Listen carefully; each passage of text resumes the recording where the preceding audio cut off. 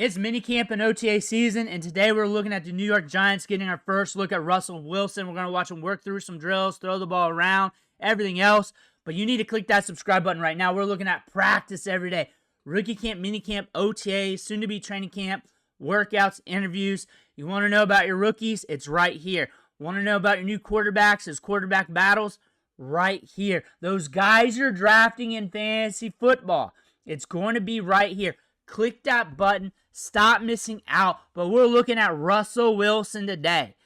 I got almost a minute of clips. We'll loop this a few times and keep talking ball. But here he is. We looked at him a lot last year. He looks a little bit trimmer. But the thing is, he was dealing with an injury last year. But he looks a little bit trimmer, but still thick. Like he's a muscular quarterback. Like he's got some thickness. He's a little bit unlimited in the gym. Definitely in the lower half. You definitely see it in the shoulders. Definitely with how he carries himself. Russell Wilson. Just did a video on Jalen Milroe drafting the third round to Seattle. Russell Wilson drafting the third round to Seattle. Made it happen. Made it happen. Watch him slinging the rock. Once he got good to go with Pittsburgh, you saw a change in the offense. And I'm going to say Malik Neighbors is levels ahead of George Pickens. Levels ahead. And now you got Wan'Dale Robinson, who creates separation on a whim, especially in the short to intermediate. As you can just pepper Malik Neighbors, Darius Slayton, deep ball dandy. Jalin Hyatt, we saw that clip of him in there. I'll definitely say this. His route running is pretty good in practice. Now, if we can get something out of him in game, that'd be rather interesting because this is a guy that can stretch it deep and create separation in practice, but can we get it in game? Because he's shown that he can in drills. He's shown that he can. Not just here, but last year. Last year, he was tearing up in training camp. He was tearing it up. Nowhere to be seen, really. Deep ball city. Deep ball city. He likes to go deep. He likes to push it. That actually fits well with this team. As you got Slayton, you got Neighbors. Neighbors excels deep. And Neighbors excels everywhere. That's the thing about that.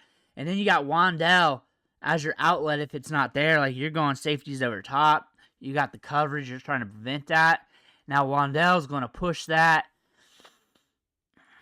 You're looking solid. Tyrone Tracy, good at catching balls out of the backfield. Very explosive. Cam Scattaboo, good grinder, good vision, good feet. Russell Wilson. People forget. He's in the veteran stage of his career, like the back nine. But he can distribute the ball. And now we're coming into this season with a training camp without a calf injury. That's the thing about the Steelers last year. Like, we really didn't have a training camp. We were there. We had some practices. But we were dealing with that calf last year. And it was the Justin Fields show at training camp. Now we're here with the Giants, and we're going to get a full camp. We're going maybe, as of what we see right now, we're going to get a full camp. So that's going to be different. And they got the insurance policy with Winston, and behind them is Dart. Winston and Dart, that's money right there because Winston's going to help coach up Dart. He's going to help him. He's going to take him under his wing. He did that with Deshaun Watson even. He would probably take me under his wing for anything that comes to mind. That's the type of guy Jameis Winston is. And Jameis Winston, if he comes in, you know he's pushing it downfield. Now, you look at the veteran quarterbacks, and you think about what they want with them and what those two quarterbacks like to do. They like to push it downfield. They like to be aggressive with the ball downfield. They're going to get vertical. They brought back Slayton. They're going to get vertical. This team wants to be vertical. They want to use those running backs. They want those safeties stretched back. They don't want guys in the box. They're going to get vertical. And the run game's going to look good with that. The run game's going to be better. I think you're going to be looking better at quarterback than what you've had the last couple years. I think Wilson's going to be better than last year. I think he's going to distribute the ball well. And Malik Neighbors is the best wide receiver he's ever had. I know DK Metcalf or whatever you want to talk about. Malik Neighbors is going to be the best wide receiver he's ever had. That's the thing. And that might make him Mr. Unlimited, actually, because you have Malik Nabers. So let's talk fantasy really quick. Malik Nabers is going to get an elite target share, an opportunity, and a good ADOT. The other wide receivers are going to watch their work rate. Wandell in seasonal leagues will probably be a guy you pick up and then put back off the waiver wire off and on throughout the season. Jalin Hyatt, you're watching from far, even in Dynasty. You're watching from afar. You may not even be picking him up, depending on your format and league size. You're looking at Darius Slayton.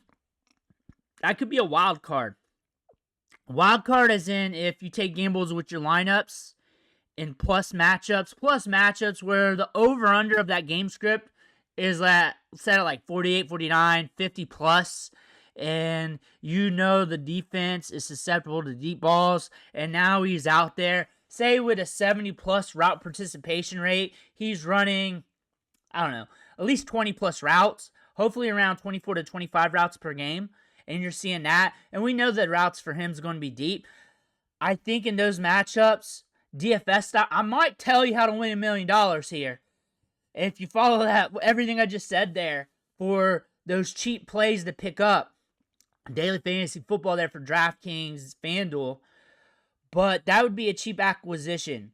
Seasonal, pickup dynasty for those standpoints. However, if you suck at setting lineups and you need stability, I would stay away. So that is, in a nutshell, how to strategize in June on Darius Slayton. That is very deep. That is very conceptualized, if that's a word, and that's strategized. But all players has their value in certain leagues, certain formats, and there's a million different formats out there. Russell Wilson, if you're looking at him straight up for fantasy, I'm going to say it, quarterback streamer to start things off. Might be better than realized. Might have some upside volatility with some downside volatility mixed in there. Meaning Malik Nabers is going to hit and he's going to push it downfield. That ADOT, like a lot of people like to focus on rushing quarterbacks with their floor, but he's also got the ADOT spike, the pushing it downfield spike, and he's got an elite wide receiver tethered to him.